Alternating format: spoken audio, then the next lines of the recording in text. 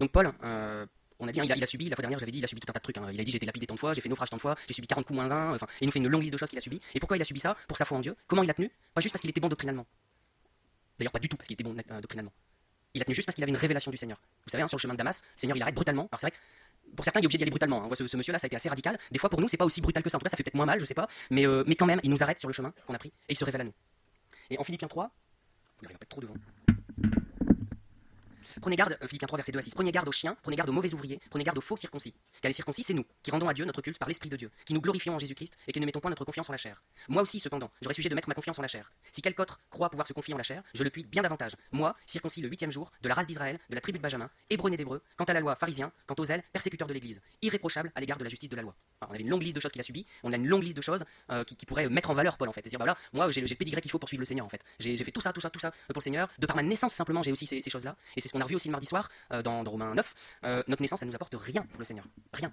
Parce que sinon, ce serait pas juste. Il y en a qui seraient nés avec un favoritisme quelque part et d'autres qui l'auraient pas. Donc le Seigneur se base pas sur notre naissance pour se révéler à nous. Il se base juste sur sa grâce.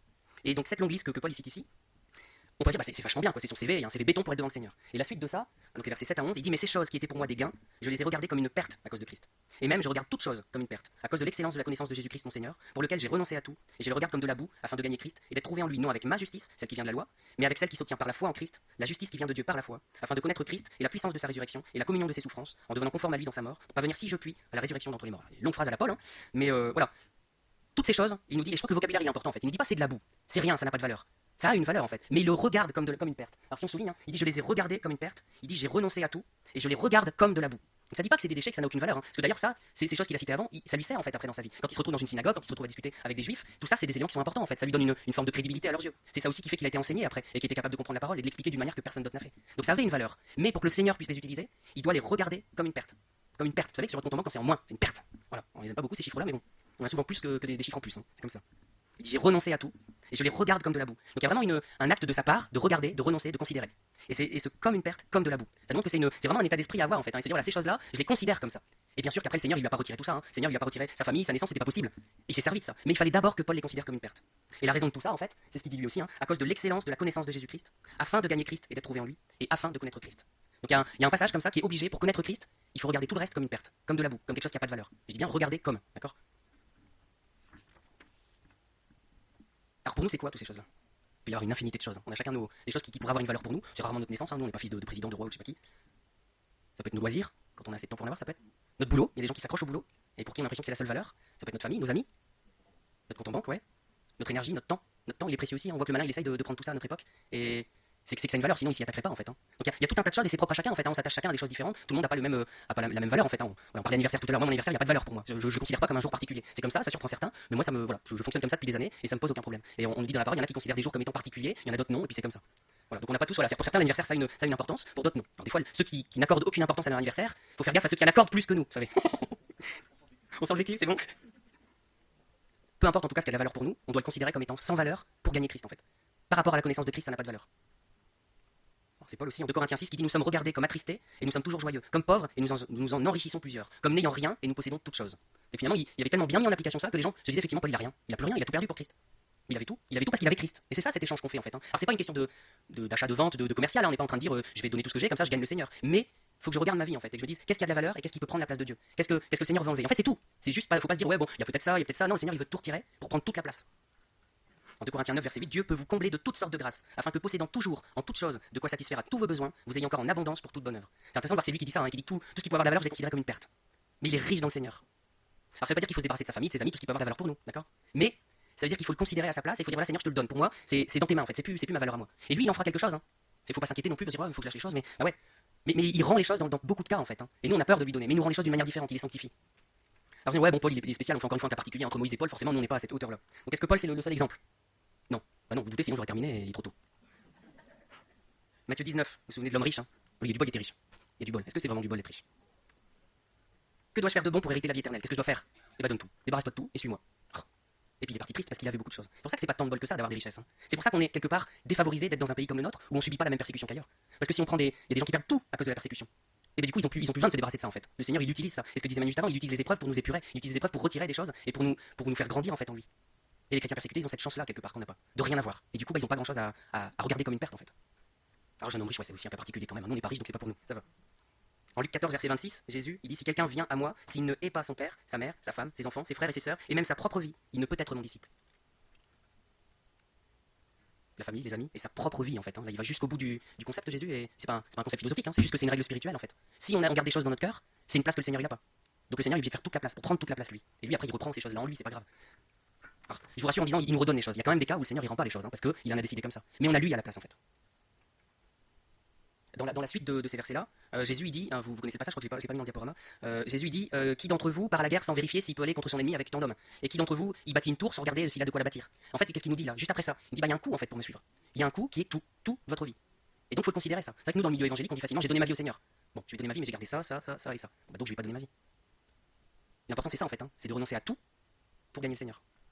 Donc c'est pas limité à l'homme riche, c'est pas limité à Paul, c'est pour tout le monde en fait. Hein. Si on veut être son disciple, on doit évaluer le coût et comprendre qu'il faut tout lâcher en fait. C'est pas une leçon que je vous donne, hein, c'est une leçon que j'ai pris moi-même aussi dans la figure. Et il y a des choses qui sont identifiées en fait. Après, c'est de travailler avec le Seigneur, dire ok Seigneur, en fait je crois qu'on le sait. Je pense qu'on sait en fait ce qui coince quand c'est comme ça. Pour beaucoup de situations, si on regarde notre vie, on voit rapidement les choses qui coincent et dit c'est vrai que Seigneur, ça a pris trop d'importance pour moi. Et on sait qu'en fait il faut s'en débarrasser, il faut renoncer. Des fois il faut renoncer juste sur le principe, hein, dire ok Seigneur je te le laisse, et le Seigneur va dire ok c'est bon, mais tu peux garder, mais t'as fait le principe de me le laisser. Des fois il va le retirer complètement. Alors la fois dernière on a parlé, non bon c'était si j'avais cité. Ainsi donc, quiconque d'entre vous ne renonce pas à tout ce qu'il possède ne peut être mon disciple. Donc c'était la suite. Donc il y a Luc 14, 26 où il disait voilà, faut renoncer à tout pour être mon disciple. Il dit après, évaluez bien vos dépenses parce que celui qui veut bâtir une tour, il regarde bien avant s'il a ce qu'il faut. Pareil pour la guerre. Et il reclôture encore ce paragraphe en disant quiconque d'entre vous ne renonce pas à tout ce qu'il possède ne peut être mon disciple. C'est un avertissement pour nous. Hein. Je fais les choses dans l'ordre, ça va mieux. Donc Job et Moïse, je m'attarde pas longtemps dessus hein, parce que j'en ai parlé la fois dernière. Mais la fois dernière, j'en ai parlé comme ils ont fait une rencontre avec le Seigneur et ils ont eu faim, ils ont eu soif de le connaître plus. Mais tous les deux, ils ont payé le prix en fait. Alors Job, c'est assez facile. Hein, on sait très bien que voilà, on pourrait dire c'est le malin qui lui a fait payer le prix. Mais en fait, le Seigneur était encore un cran dessus. Et le Seigneur, il s'est servi de ce que faisait le malin pour épurer la vie de Job. Quand je dis Seigneur, il redonne les choses, il a redonné des nouveaux enfants, il a redonné des nouvelles richesses à Job à la fin. Mais quand même, il est passé par cette époque où il avait plus rien, même plus sa santé. Sa femme elle l'a renié, ses amis sont partis, il a perdu ses troupeaux, ses fils, enfin tout quoi, hein, tout ce qu'on peut retirer à un homme, on lui a retiré. Et Dieu lui avait dit au malin, il dit tu peux toucher à tout, mais pas sa vie. Et il l'a fait le malin, il l'a fait. Je crois que c'était le prix à payer en fait pour qu'il rencontre Dieu. Parce qu'à la fin, hein, Job, il nous dit mon oreille avait entendu parler de toi, maintenant mon œil t'a vu. Mais la condition pour ça, c'était qu'il lâche tout le reste en fait. Alors Moïse aussi. Moïse, on n'a pas cité la fois dernière ce passage-là, mais dans Hébreux 11, versets 24 à 26, c'est par la foi que Moïse, devenu grand, refusa d'être appelé fils de la fille de Pharaon, aimant mieux être maltraité avec le peuple de Dieu que d'avoir pour un temps la jouissance du péché, regardant l'opprobre de Christ comme une richesse plus grande que les trésors de l'Égypte, car il avait les yeux fixés sur la rémunération. Lui aussi, hein, il a payé un prix. Il aurait pu rester dans l'entourage du Pharaon, il aurait peut-être été le bras droit du Pharaon, il aurait eu un poste important, il était bien, finalement, voilà, un peu la situation d'homme riche, et il a perdu tout ça en fait pour aller au Seigneur. Mais il a une révélation du Seigneur qui était incroyable. Et en fait, quelque part, il y a presque un lien direct, hein, la révélation du Seigneur, elle est presque proportionnelle, je peux pas vraiment dire ça, mais l'idée, elle est proportionnelle aussi à la manière dont on lâche les choses. Si on lâche pas grand chose, on laisse pas beaucoup de place au Seigneur. Mais tous ces gens qui ont tout lâché, eh ben, ils ont une révélation complète du Seigneur en fait. Un autre exemple, Noé. Noé il est facile aussi, hein. Je fais que des exemples faciles, de toute façon je ferai jamais rien de compliqué. Oui, c'est ça. Genèse chapitre 6 verset 5 à 9. L'Éternel vit que la méchanceté des hommes était grande sur la terre, et que toutes les pensées de leur cœur se portaient chaque jour uniquement vers le mal. L'Éternel se repentit d'avoir fait l'homme sur la terre, et il fut affligé en son cœur. L'Éternel dit j'exterminerai de la face de la terre l'homme que j'ai créé, depuis l'homme jusqu'au bétail, aux reptiles et aux oiseaux du ciel, car je me repens de les avoir faits. Mais Noé trouva grâce aux yeux de l'Éternel. Voici la postérité de Noé. Noé était un homme juste et intègre dans son temps. Noé marchait avec Dieu. C'est beau aussi le témoignage de Noé. Hein. Il était juste et intègre, et il marchait avec Dieu. Il connaissait la présence de Dieu. Pour autant, ça, c'est avant le déluge. Et au moment du déluge, ben, c'est un peu comme tout le monde en fait. Hein. Il a embarqué quelques personnes de sa famille, il a embarqué des animaux, mais voilà, pas forcément les siens. Hein. Il avait peut-être fait une maison, il s'était probablement construit une maison, il y avait un jardin, des champs, des possessions, des serviteurs, des amis. Il y a toutes sortes de choses, Noé. Hein. Et quand il rentre dans l'arche, il ferme la porte sur tout ça, et c'est que tout ça, c'est fini. Il a fait une croix sur tout ça en fait en rentrant dans l'arche. Et je me dis, ce moment où il a fermé l'arche, ça a dû être tellement dur de dire tout ce qui est à l'extérieur, c'est terminé. C'est terminé pour les gens autour, hein. Et c'est terminé pour ma vie aussi en fait. C'était une nouvelle vie qu'il avait là. Il partait avec plus rien, si ce n'est ce qu'il avait dans l'arche. Et Noé, c'est l'image de quoi? C'est l'image du salut, l'arche du salut. Pour rentrer dans l'arche, il faut laisser tout le reste. Il n'y a qu'un nombre limité de choses en fait. Hein. Il y a plein de demeures dans la maison du Père, mais quand même, il y a plein de choses qu'on peut pas embarquer avec en fait. On est obligé d'y aller avec le peu que le Seigneur autorise. Abraham. C'est un exemple qui est détaillé dans le chapitre 2 ou 3, je sais plus, hein, j'ai oublié les chapitres, ça ne marque pas, c'est le contenu qui est important, dans ce fameux livre de Tozer. Vous savez comme moi, hein, toujours pareil, c'est pas très compliqué ce que je dis. Abraham, il a été appelé par Dieu et il était en Mésopotamie, il était en Chaldée, et Dieu lui dit bah Abraham, quitte ton pays, quitte ta famille, ta patrie, et puis va dans le pays que je vais te montrer. Super. Lui aussi, hein, quand il était avec sa famille, il avait des possessions, Abraham. Il avait probablement tout un tas de choses, et Dieu lui dit laisse tomber tout ça. Viens et suis-moi. C'est un peu la version Ancien Testament de viens et suis-moi de Jésus. Hein. Mais il doit laisser absolument tomber tout ça. C'est Genèse 12. Hein. Verset 1 à 3. L'Éternel dit à Abraham, va-t'en de ton pays, de ta patrie et de la maison de ton père, dans le pays que je te montrerai. Je ferai de toi une grande nation, je te bénirai, je rendrai ton nom grand, et tu seras une source de bénédiction. Je bénirai ceux qui te béniront, et je maudirai ceux qui te maudiront. Et toutes les familles de la terre seront bénies en toi. Donc cette promesse, elle est magnifique. Nous, on reste sur la promesse, hein, c'est vachement bien ce qu'il a reçu comme promesse, Abraham. Mais on oublie le coût qu'il a payé, en fait, le prix qu'il a payé pour tout ça. Il a dû quitter sa famille, il a probablement pas dû partir en super bon terme non plus, hein, parce que, imaginez, je sais pas, hein, quelqu'un qui a déjà qui est établi à un endroit, une grande famille, et puis l'un des fils qui dit, bah, je pars, je quitte tout, et puis, bah, tu peux pas quitter comme ça, enfin, tu peux pas quitter la famille, faut que tu restes, faudra gérer peut-être l'affaire familiale, je sais pas, il y a tout un tas de trucs possibles, mais ils ont dit, mais, et pour aller où? Tu sais même pas encore où tu vas. Donc ça n'a pas dû être facile non plus pour Abraham. Hein. J'essaye d'imager un peu, hein, juste pour qu'on se rende compte qu'il y a un coût à chaque fois en fait. Qu'il y a un coût qui est pas rien. Parce que si le Seigneur il nous demandait de laisser tomber des choses qui sont mauvaises, le Seigneur il dit arrête la drogue, arrête l'alcool, arrête je sais pas trop quoi, bah ouais, ça se comprend, puisque de toute façon ça nous détruit. Alors je dis pas que c'est facile, hein, c'est une addiction donc c'est pas facile. Mais on comprend puisque de toute façon c'est mauvais. Mais là, à tous ces gens-là, c'est pas des mauvaises choses hein, que le Seigneur demande d'abandonner. Il leur demande d'abandonner tout ce qui potentiellement avait une valeur pour eux. C'est pour ça que Paul il dit je les ai regardés comme une perte. Mais voilà, c'est la famille, c'est les amis, c'est les possessions, c'est tout un tas de choses en fait, c'est ma propre vie. Donc je peux pas dire que ça a zéro valeur. Le Seigneur il nous demande d'abandonner tout ce qui a une valeur. Je ne fais pas toute l'histoire d'Abraham, on fait un gros raccourci. Et vous savez qu'après de 100 ans, il a toujours pas d'enfant, malgré ce que Dieu lui a dit, je vais te donner une postérité, tout ça. Et donc, Dieu, il répète sa promesse, et il permet que Sarah ait un fils. Donc en Genèse 21, en fait, on voit la promesse s'accomplir avec la naissance d'Isaac, même s'il y a eu un passage compliqué avec Ésaü, tout ça, qu'Abraham il a été vers quelqu'un d'autre que Sarah. Voilà l'important. Ismaël, pardon, ouais. J'aurais peut-être dû refaire toute l'histoire pour certains. Et voilà, l'enfant qui naît, Isaac, et Abraham il sait très bien que c'est le fils de la promesse, celui-là. Donc ce fils il était précieux. Il était précieux, et on peut imaginer Abraham qui regarde son fils qui dit, oh, Seigneur, merci pour ce fils. C'est enfin cette promesse-là. C'est au travers de lui que tu vas faire ça. Et quelque part, peut-être qu'il a pris trop d'importance dans le cœur d'Abraham, ce fils. Et que si ça n'avait pas pris cette importance-là dans son cœur, Dieu lui aurait pas demandé de le sacrifier. On sait pas, hein, on n'a pas l'ensemble, on n'a pas les détails, mais c'est une supposition qui est pas idiote en fait. Hein. Dieu lui demande de le sacrifier pourquoi? Peut-être parce que ça a pris plus d'importance que la promesse elle-même et qu'il chérit son fils et que voilà, c'est monté trop haut dans son cœur. Et le Seigneur dit bah maintenant tu me le donnes. Là aussi, hein. Et les choses mauvaises, ouais, facile, mais donne ton enfant. Et là c'est très concret, hein. Il nous demande plus ça à notre époque. Hein. Mais tu prends ton enfant et tu me le sacrifies. Et là aussi, la Bible elle est elle est sobre. Hein. Elle est très courte, on sait absolument pas la tempête qui se passe dans la tête d'Abraham, mais c'est évident. C'est évident, on peut pas juste se dire voilà, il s'est levé le matin, il fait ok Seigneur, je donne mon fils. Bah non, ça avait une valeur qui était énorme pour lui, énorme. Mais voilà, ça fait son chemin pas très longtemps, hein, parce que quand il nous demande des choses, le Seigneur nous met combien de temps à s'en débarrasser? Des trucs qu'on traîne pendant des années en fait, hein, littéralement. Et là, Abraham, le lendemain matin, il se lève tôt et c'est parti. Et il décide, et on sait qu'il n'y a pas grand chose qui va l'arrêter en fait. Hein. Si ce n'est la main de Dieu qui lui dit stop, c'est bon, tu l'as fait, c'est bon. Et avec là aussi, c'est sur le principe en fait que Dieu il se base. Dieu il se base sur le principe qu'Abraham était prêt à le donner et que dans son cœur, c'était fait. Et il l'arrête là. Il n'a pas été jusqu'au bout. C'est bien, hein, parce qu'il y en a un autre qui a été donné comme ça en sacrifice, hein, c'est l'image de Jésus, et lui, Dieu il a été jusqu'au bout. L'objectif n'était pas le même. Je passe pas les diapos en même temps, alors vous pouvez pas suivre. Voilà, Dieu mit Abraham à l'épreuve. C'est une épreuve, c'est bien que c'est pas facile. Hein. Si c'était décidé facilement, ce serait pas une épreuve. Dieu dit vas-y, offre-moi un mouton. J'ai 2000, ça va aller. Donne-moi ton fils, ton unique, le seul que tu as eu de Sarah. Il me répondit me voici. Dieu dit prends ton fils, ton unique, celui que tu aimes, Isaac. Va-t'en au pays de Morija et là offre-le en holocauste sur l'une des montagnes que je te dirai. C'est inouï cette violence de Dieu envers Abraham en fait. Hein. C'est inouï. Mais des fois, il est obligé d'arriver là avec nous en fait. Il est obligé d'y aller d'une manière qui nous paraît nous violente. Mais pourquoi? Parce que ça a pris sa place en fait dans notre cœur. Et ce qui prend sa place, ça doit être traité comme tel, avec violence, avec la sainteté de Dieu qui peut pas tolérer ça en fait. Et pourtant, Abraham était proche de Dieu à ce moment-là. Vous voyez que ça n'empêche pas en fait. Et quelque part, quand on entend les témoignages comme ce monsieur tout à l'heure, comme plein d'autres en fait, hein, c'est des gens qui avaient déjà connu Dieu, probablement plus que ce que nous on connaît. Et le Seigneur il dit, eh ben, lâche ça encore, lâche ça encore. Et après ils l'ont connu encore plus fort que ce qu'il avait connu, encore plus personnellement. C'est pour ça que Jésus nous prévient et qu'il nous dit, mais regarde le coût que ça a, sois prêt à le payer. Parce que le coût il est énorme. Ah, je fais tout dans le désordre ce matin. Genèse 21-22, en fait ça c'est avant. Hein. Mais on voit le. Enfin, ouais, c'est ça, c'est avant. En ce temps-là, Abimelech, accompagné de Picol, son chef de son armée, parlait ainsi à Abraham. Dieu est avec toi dans tout ce que tu fais. Donc, vous voyez qu'avant même ce sacrifice, Abraham, il y avait déjà ce témoignage-là auprès des nations. Dieu est avec toi dans tout ce que tu fais. Et pourtant, il manquait quelque chose. Ou il y avait quelque chose de trop en fait. C'est pas qu'il manquait quelque chose. Il y a quelque chose de trop dans le cœur d'Abraham par rapport à son fils. Vous le connaissez par cœur. Abraham se leva de bon matin, sella son âne et prit avec lui 2 serviteurs et son fils Isaac. Il fendit du bois pour l'holocauste et partit pour aller au lieu que Dieu lui avait dit. C'est ce que le Seigneur nous demande, c'est ça en fait. C'est dur hein, comme message. Vous allez pas repartir très joyeux, mais ça vaut le coup en fait. Ça vaut le coup. Tous les grands hommes de Dieu, ils sont passés par là. Et c'est pas qu'on doit avoir l'orgueil de dire je vais être un grand homme de Dieu. Je veux juste connaître Dieu comme il faut le connaître en fait, comme lui il veut se révéler. L'ange de l'Éternel, Jésus, appela une seconde fois Abraham des cieux et dit je le jure par moi-même, parole de l'Éternel, parce que tu as fait cela et que tu ne m'as pas refusé ton fils, ton unique, je te bénirai et je multiplierai ta postérité comme les étoiles du ciel et comme le sable qui est sur le bord de la mer. Et ta postérité possédera la porte de ses ennemis. Toutes les nations de la terre seront bénies en ta postérité parce que tu as obéi à ma voix. C'est pour ça qu'il a eu ce renouveau de la promesse. C'est pour ça que la promesse elle s'accomplit. Parce qu'il a obéi, parce qu'il n'a pas refusé son fils, son unique, ce qui était précieux pour lui, ce qui était probablement le plus précieux pour lui. Hébreux 11, versets 17 à 19, c'est par la foi qu'Abraham offrit Isaac lorsqu'il fut mis à l'épreuve, et qu'il offrit son fils unique, lui qui avait reçu les promesses et à qui il avait été dit, en Isaac sera nommé pour toi une postérité. Et il pensait que Dieu est puissant même pour ressusciter les morts. Aussi le recouvra-t-il par une sorte de résurrection. Quand on est chrétien, on se dit ouais, moi je crois en Dieu, j'ai la foi en lui. C'est la foi qui fait faire ça en fait. Alors est-ce que c'est cette foi-là qu'on a? Il y a un défi pour nous, hein. Quand on voit tous ces exemples, on se dit mais il y a beaucoup plus pour moi. Le Seigneur il attend beaucoup plus de choses. Et il veut me donner beaucoup plus de choses, il veut se révéler, et c'est son cœur en fait tout ça. Et tout ce qu'on a dans notre cœur nous, ça le gêne en fait, ça l'empêche de se révéler. Donc il nous montre les choses, souvent on en est conscient, si on ne l'est pas, bah, il suffit de lui demander, hein, il va le montrer très clairement, ce qui est bloquant. Et il nous aide après, c'est le côté positif, c'est qu'il produit en nous le vouloir et le faire. Donc quand on détecte ces choses-là, on va lui Seigneur, il va falloir que tu m'aides parce que forcément je peux pas le faire moi-même. Et il va le faire, c'est ça l'encouragement ce matin, pour repartir pas trop déprimé. L'encouragement ce matin c'est que c'est le Seigneur qui va le faire, mais il attend encore une fois la bonne volonté de notre part.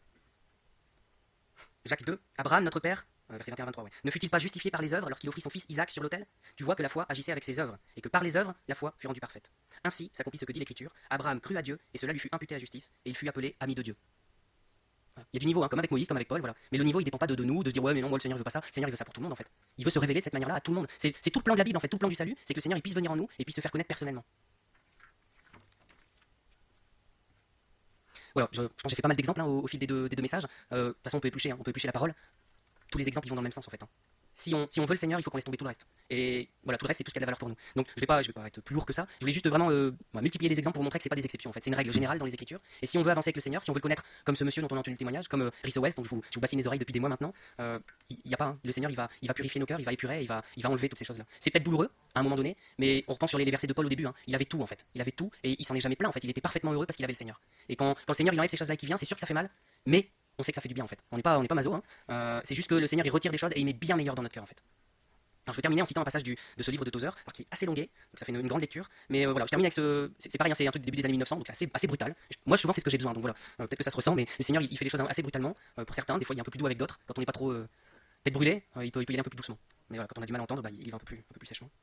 Donc voilà, vous allez reconnaître un peu du coup cette période-là dans la manière d'écrire. Et il y a une prière qui paraissait bien parce que ça permet d'avoir des mots sur ce qu'on ressent, des mots sur ce qu'on aimerait exprimer, des choses des fois, et c'est ça aussi le côté super des psaumes en fait, hein. C'est que ça parle pour nous, ça donne des mots qu'on n'aurait pas nous-mêmes en fait.